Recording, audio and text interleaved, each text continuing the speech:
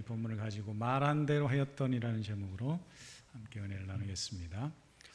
우리가 지난 시간들을 돌아보면 참 힘들고 어려웠던 시절이 있었다는 것을 기억하게 되는데요. 특별히 가난한 시절에 힘들었던 때를 우리가 오래 기억하게 됩니다. 지난주 금요일도 우리 목사님들 중에 부친상이 있어서 대구에 좀 다녀왔는데요. 가는 내내 우리 목사님들, 사모님들 하는 얘기가 다 옛날 얘기, 어려웠던 얘기, 그런 얘기들을 하시더라고요. 우리 사모님들 중에는 시어머니를 모시고 살았는데 그 시부모님 눈치 보느라고 이 젖이 모자랐는데도 분유를 못 사 먹였다고 그런 얘기도 하시고, 또 좋은 분유도 아기가 그 탈이 났는데도 못 사 먹었다는 그런 힘든 때의 얘기도 하시고, 어떤 목사님은 단돈 200만 원 가지고 결혼을 했노라고, 그래서 100만 원 가지고 월세방을 얻고 100만 원으로 결혼식을 치르고 이런 어려웠던 얘기들을 쭉 하는 것을 들었습니다. 저도 넉넉한 집안에서 자라지 않아서 어렸을 때 특별히 기억에 남는 것 중에 하나는 학창 시절에 그 하교를 하고 나오면은 그 문방구 한켠에서 핫도그를 팔았거든요. 밀가루를 말아서. 근데 그 기름에 튀기는 냄새가 얼마나 고소하고 맛있습니까? 그런데 용돈을 받을 때도 없었고요. 단돈 50원이 없어서 그때 기억으로는 제가 아마 50원, 100원쯤 했을 것 같은데, 그걸 하나 못 사 먹어서 늘 그 핫도그가 눈에 선했던 그런 기억이 있습니다. 제가 이런 얘기를 했더니 아내가 핫도그 안 좋은 거라고, 사 먹지 말라고 그러더군요. 네. 하여간 그런 때가 있었습니다. 네. 안 좋지만 먹고 싶은 때가 있었다라는 거죠. 근데 참 그 하나 사 먹을 만한 여유가 없었다는 게 참 생각해 보면 마음이 아프죠. 이번 주 목요일이 수능 시험을 치르는 날인데요. 저는 이제 혼자 그 대구까지 가서 시험을 치렀던 기억이 있는데, 미리 한 일주일 전쯤 나와서 누님 댁에 한 일주일, 이제 속된 말로 빈대 붙는다 그러죠. 그래서 한 5일, 일주일쯤 얹혀 살았는데, 지금 생각해 보면 그때가 누나 매형이 결혼을 한 지 얼마 안 된 신혼 때였거든요. 근데 그 신혼 때에 단칸방에 살던 때인데 제가 거기 가서 일주일간이나 묵었으니까 참 눈치도 없었다, 그런 생각도 해보게 되고 그런 시절이 있었습니다. 근데 그 누님이 싸준 김밥을 가지고 이 대구를 가려면 목포에서 광주로, 또 광주에서 대구로 이렇게 고속버스를 타고 가야 되는데, 그 이틀간 대구에서 머물면서 누님이 싸준 김밥으로 또 버텼던 그런 기억이 있고 그렇습니다. 어쨌든 우리 그 시대에는 모두가 다 가난했던 시절이기에 큰 불편을 모르고 그렇게 당연하게 지냈던 때가 있었습니다. 오늘 성경도 보면 가난한 과부와 엘리야 선지자 이야기가 나오고 있습니다. 하나님께서 어느 날 엘리야에게 가뭄이 3년 반이나 지속되는 그때에 저 사르밧 동네에 한 과부의 집에 가서 음식을 구해라, 이렇게 명령을 합니다.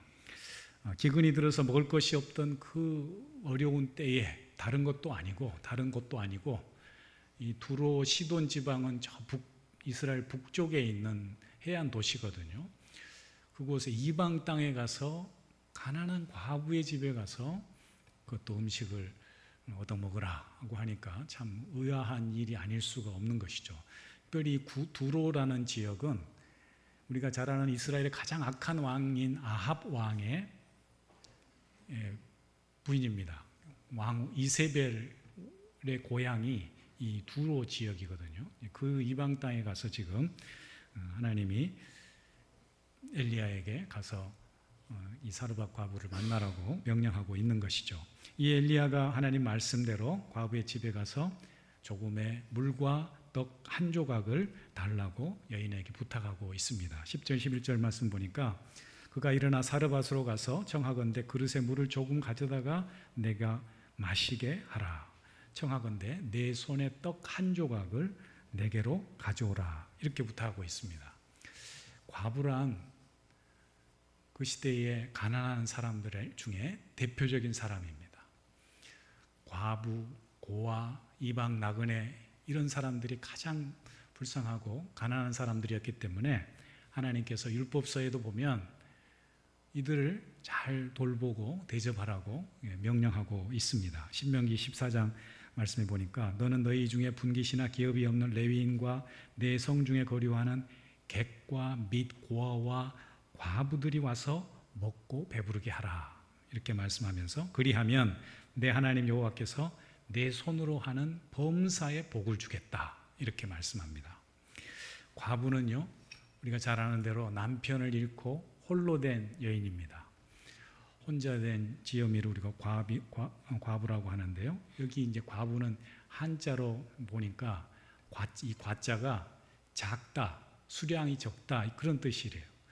그러니까 부부는 두 사람이 한 부부가 돼야 되는데 한 사람이 없으니까 적은 거잖아요. 한 몸이 된 거잖아요. 그러니까 그런 부인을 우리가 과부라고 한다라는 거죠.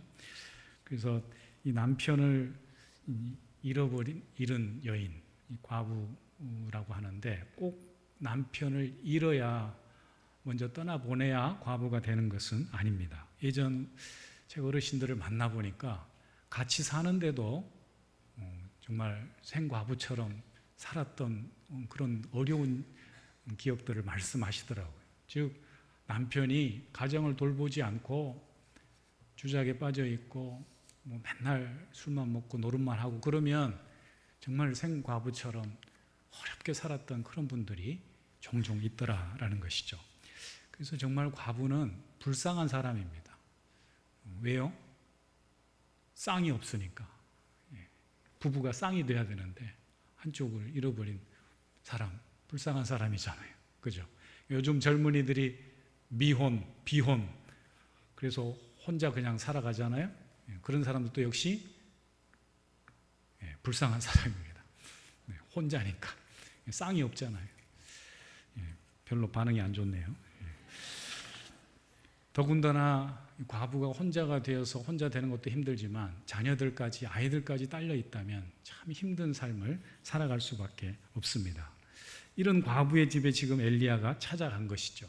그냥 가서 한 끼 얻어먹는 게 아니고 하룻밤만 묵게 해달라고 부탁하는 것이 아니고 지금 음식을 청하고 있습니다. 그 궁한 때에 지금 어떤 때냐? 가뭄, 기근이 3년이나 지속되었으니까 먹을 것이 얼마나 구하기 힘들겠어요. 그런 때에 정말 먹을 것이 귀하고 없을 때에 이 과부의 집을 찾아간 것입니다. 인간적으로 사실 엘리야가 부탁하기가 참 미안했을 것입니다. 염치가 없었을 것입니다. 그러나 하나님 말씀하셨기 때문에 엘리야가 지금 순종해서 그 집에 들어가 사르밧 과부에게 부탁합니다. 여보시오, 나에게 물 한 그릇과 떡 한 조각만 좀 갖다 주시오. 아마 차마 떨어지지 않는 입을 열어서 겨우 부탁했을지도 모릅니다. 그때 여인이 분명 쉽지 않은 일이었지만 쉽지 않은 그 형편 속에서 믿음으로 순종하고 있음을 보게 됩니다. 여인의 고백을 보면 그녀가 분명히 믿음의 사람이었음을 알 수가 있습니다. 오늘 12절 말씀 보면 당신의 하나님 여호와께서 살아계심을 두고 맹세하노니, 당신의 하나님 여호와께서 살아계심을 두고 맹세한다, 이런 표현을 하고 있다는 거죠. 여러분, 음식은 먹고 살려고 먹는 것입니다. 그렇잖아요. 그런데 이 여인이 뭐라고 말합니까? 나와 내 아들을 위하여 음식을 만들어 먹고 그 후에 죽으리라, 이렇게 말합니다. 이게 무슨 말일까요? 자신과 아들에게 마지막 음식이 될 수도 있다라는 그런 간절함이 녹아있는 말인 것이죠. 지금 그녀는 이제 더 이상 먹을 것이 없어 당장 내일부터는 어떻게 살아야 하나 라고 하는 깊은 절망과 염려 가운데에 빠져 있음을 보게 됩니다. 목구멍이 보도청이라고 이 가정의 생명이 지금 남아있는 이 한 끼의 식사에 달려있음을 알 수가 있습니다. 여러분, 사람도 배가 든든하고 불러야 사랑할 여유가, 베풀 여유가 생기는 것 아니겠습니까? 그렇기에 아무리 하나님 종이라도 흔쾌히 베풀 수 없는 그런 어려운 형편 가운데에 이 여인이 놓여 있음을 알 수가 있는 것이죠. 그때 엘리야가 말합니다. 이스라엘의 하나님 여호와의 말씀이 나 여호와가 비를 지면에 내리는 날까지 통에 가루가 떨어지지 않고 병에 기름이 없어지지 아니하실 것이다 라고 14절에서 말하고 있습니다.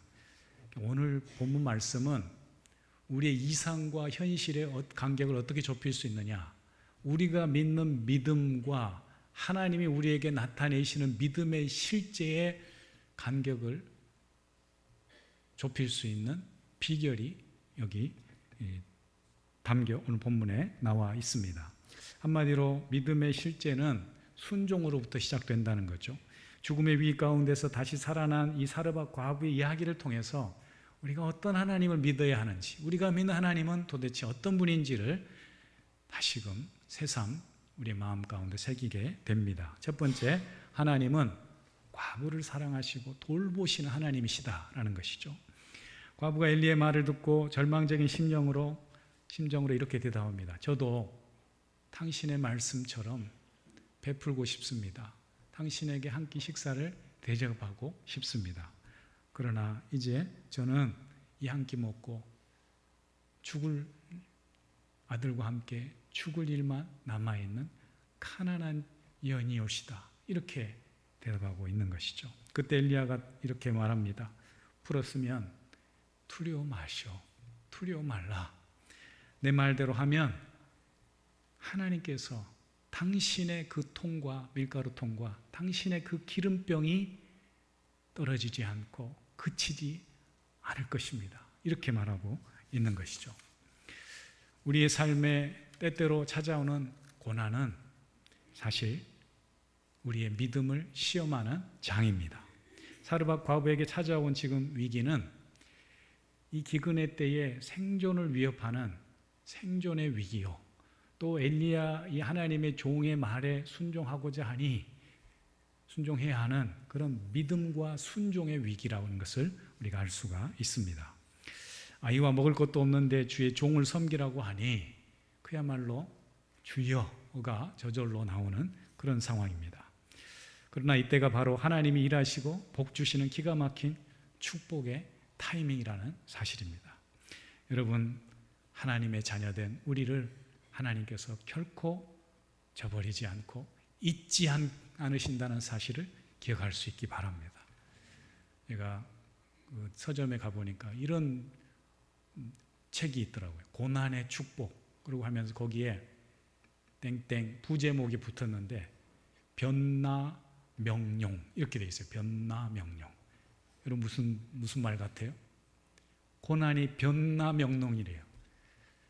이 목사님이 고난을 경험하고 어릴 때 어머니를 잃어버리고 지금 목사님이 되셨는데 아버지는 자녀들을 버리고 딴 데 일하러 가버리시고 일한다고 집을 비워버리시고 그 자녀들만 남아서 그 어린 시절을 지냈더라고요. 그러면서 그가 고백적으로 하는 내자가 변나명룡이에요. 그게 뭔가 봤더니 고난은 뭐 같아요? 변이 뭐 같아요?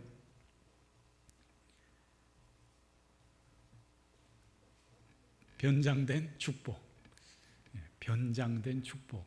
나는 하나님의 기상나팔 소리, 우리의 영혼을 깨우는 기상나팔 소리를 변나팔이 거기 앞에서 따서 변장된 축복, 기상나팔 소리. 그 다음에 용은 뭘까요? 용은 또 보니까 이렇게 돼 있어요. 하나님 명용이 이렇게 돼 있으니까 하나님의 명품 만들기, 우리를 정말 명품 인생으로 만들기 위해서 고난을 주신대요. 변나명용. 용은 뭘까요? 용은 하나님의 영광노래예요. 말 되잖아요. 그죠? 고난은 변장된 축복이요, 또 하나님의 영적 기상나팔 소리요, 하나님의 명품 만들기 작전이요 하나님의 영광로라. 여러분, 고난 속에서 하나님의 멋진 명품으로 거듭나는 정금같이 나오는 그런 귀한 역사가 있기를 축복합니다. 하나님께서는 결코 가난하고 이 불쌍한 과부의 집을 버리지 않았습니다. 그것도 저 이방 땅에 그 가난한 과부를 잊지 않으시고 엘리야 선지자를 통해서 하나님의 놀라운 기적을 맛보게 하셨습니다. 여전히 하나님께서 우리는 고난 속에서도 우리를 돌보시고 사랑하시는, 돌보시는 그 하나님의 은혜를 경험하시는 저와 여러분 될 수 있기를 축복합니다. 두 번째로, 하나님은 우리의 일용할 양식을 친히 공급하시는 하나님이시다라는 것이죠. 하나님께서 이 사르밧 과부에게 가정해 주신 구체적인 복이 있습니다. 그것이 뭘까요? 그와 엘리야와 그의 식구가 여러 날 먹었으나 통에 가루와 병에 기름이 떨어지지 아니하였다, 이렇게 되어 있습니다. 할렐루야. 내일이면 먹을 것이 없어서 굶어야 되고 죽을 위기 가운데 있는데 하나님 말씀대로 순종했더니 엘리야가 내 말대로 하면, 하나님 말씀대로 순종하면 당신의 통에 밀가루와 병에 기름이 떨어지지 않을 것이다, 이렇게 말씀해주고 있다는 것이죠. 하나님은 구하는 모든 자녀에게 일용한 양식을 친히 공급하시는 분인 줄 믿습니다. 우리의 생명을 지키시고 우리의 인생을 가장 복된 길로 믿는 자녀들에게 약속해주고 있습니다. 사르밧 과부가 극단적인 상황에서도 하나님의 종 엘리야에게 식사를 제공했을 때에 그 가정에 복을 주셔서 비가 내릴 때까지, 이 기근이 계속될 때까지 곡식과 기름이 떨어지지 아니하였다라고 했습니다. 이렇듯 하나님은 이 땅에 당신의 백성들에게 날마다 일용할 양식을 공급하시고 우리의 삶에 필요한 것을 충분하게, 넉넉하게 채워주시는 분인 줄 믿습니다. 무엇보다도 사르밧 과부가 믿음으로 순종할 때에 하나님이 기적을 베풀어 주셨습니다. 믿음으로 살아가는 성도들에게 오늘 또 하나님께서 기적을 일으킬 준비를 하고 계십니다. 고난 속에서 우리 앞이 보이지 않는 어둠 가운데서도 하나님의 능력을 붙들고 나아가는 자녀들에게 하나님께서 놀라운 기적의 삶을 허락해 주실 줄 믿습니다. 그 기적을 경험하고 날마다 기뻐하고 기도하고 찬송하고 감사하고 사랑하며 살아가시는 저와 여러분이 될 수 있기를 축복합니다. 이걸 이 고난의 축복이라는 책을 쓴 목사님이 이렇게 줄여서 얘기하시더라고요. 기기감찬사. 기뻐하고, 우리 데살로니가서 5장 16절 18절 말씀이 있잖아요. 그걸 줄여가지고 기기감찬사. 기뻐하고 기도하고 감사하고 찬송하고 성령 안에서 사랑하며 살라고 말씀합니다. 마지막 세 번째로, 하나님은 이스라엘과 가나안 땅을 다스리시는, 이 온 세상을 통치하신 하나님이심을 선포하고 계십니다. 오늘 본문 말씀의 핵심은 뭐냐? 하나님이 누군가, 하나님이 어떤 분인가를 우리에게 분명히 말씀해주고 있습니다. 사르밧 과부의 가정에 베푸신 기적을 통해서 하나님이 어떤 분인지 이 과부의 가정에, 이 시돈 땅, 이방 땅에, 그리고 온 이스라엘에게 선포하고 있는 것이죠. 당시의 시돈 사람들, 가나안 백성들은 농사를 잘 되게 하고 곡식에 열매를 주는 신이 바알신이라 믿었어요. 바알신. 바알신 앞에 열심히 제사 드리고 바알신이 비를 내려줘야 땅의 소산이 풍성해진다고 믿었어요. 바알, 아세라, 이런 이방신을 섬겼어요. 우상을 섬겼어요. 오늘날도 이 땅에 많은 사람들이 우상을 섬기며 살아가요. 보이지 않는 어떤 신을 향해서, 조상신을 향해서, 그 어떤 큰 힘을 향해서 막연히 빌고 절합니다. 아닙니다. 우리에게 풍성한 열매를 주시고 우리에게 생명을 주시고 지키시는 분은 오직 여호와, 우리를 창조하신, 우리를 사랑하시는 여호와 하나님 아버지 한 분뿐인 줄 믿습니다. 그래서 오늘 말씀은 말씀에 순종한 한 믿음의 가정을 통해서 참신이 누구인지를 보여주십니다. 하나님은 밀가루와 기름을 떨어지지 않는 기적을 통해서 내가 바로 물과 햇빛을 공급해서 열매를 주는 참신이다 라는 것을 말씀하고 계십니다. 또한 뿐만 아니라 우리의 일용할 양식과 풍성한 식탁을 제공하는 이가 바로 바알이 아니라 헛된 우상신이 아니라 하나님이심을 우리에게 말씀해주고 있는 것이죠. 하나님은 가뭄과 기근 중에서도 이 비가 내리지 않아서 곡식에 열매가 없는 그 위기 상황 속에서도 친히 밀가루와 기름을 공급하신 참신, 참 하나님이신 줄 믿습니다. 오늘 그 사르밧 과부의 가정과 온 이스라엘과 온 가나안 땅에 그 참된 신, 풍요와 생명의 신이신 주인 되신 그 하나님을 우리에게 말씀해주고 있는 것이죠. 사랑하는 성도님들, 가난한 삶과 가난한 가정일지라도 두려워하지 마십시오. 그런 가난한 시절을 지내왔던 것도 가슴 아파하지 마십시오. 그 모든 것이 힘들고 어려운 고난의 때가 하나님께서 우리에게 주신 변장된 축복이요, 하나님의 기상나팔 소리요, 또 우리에게 용기를 주는 하나님의 용광로요 명품 작전이었다는 것을 기억하시고, 오늘도 우리를 사랑하시되 일용할 양식을 공급하시고 우리의 필요를 만족하게 채우시는 그 하나님을 신뢰하고 그 하나님께 감사하고 찬송하며 살아가는 복된 주의 자녀들 될 수 있기를 주의 이름으로 축원합니다. 기도하겠습니다. 하나님 아버지, 그렇습니다. 하나님만이 우리의 생명을 주장하시고 우리의 일용할 양식을 허락해 주시고 우리의 삶을 전적으로 주관하시고 인도하신 분임을 믿고 우리의 삶의 주인 되시고 풍요의 참신이신 하나님만을 의지하고 하나님만을 붙잡고 평생에 살아가는 동안 고난 속에서도 어려운 삶 가운데서도 우리의 삶을 풍요롭게 하시는, 기적을 일으키시는 그 하나님을 경험하는 우리 모두가 되게 하여 주시옵소서. 예수님의 이름으로 기도합니다. 아멘.